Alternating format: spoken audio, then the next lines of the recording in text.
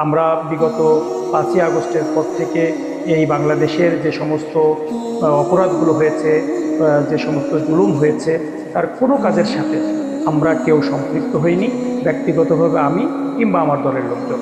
যার কারণে জনগণের একটি আস্থার জায়গায় আমরা পৌঁছাতে সক্ষম হয়েছি। জনগণ সেই কারণেই তারা অন্যদের থেকে মুখ ফিরিয়ে আমাদের দিকে তারা তাকিয়ে আছেন। আমরা আশা করি জনগণ যদি আমাদেরকে নির্বাচিত করেন, আল্লাহ যদি আমাদের সেই সুযোগ দান করেন, তাহলে জনগণের এই আস্থার প্রতিদান আমরা অবশ্যই তাদেরকে দিব।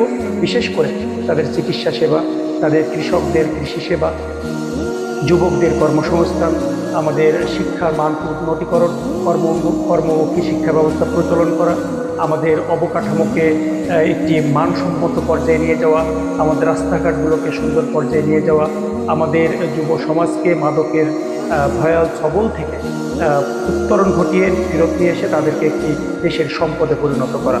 সার্বিকভাবে আমরা দল মত নির্বিশেষে সকলের মধ্যে থেকে সকল মানুষের সমস্যাগুলো সমাধান করার জন্য সকলে মিলে কাজ করব।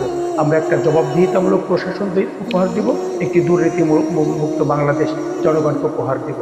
এই প্রত্যয় নিয়ে আমরা কাজ করছি, আর জনগণও আমাদের সেই প্রত্যয়ের সাথে একমত। তারা আমাদের সাড়া দিচ্ছেন।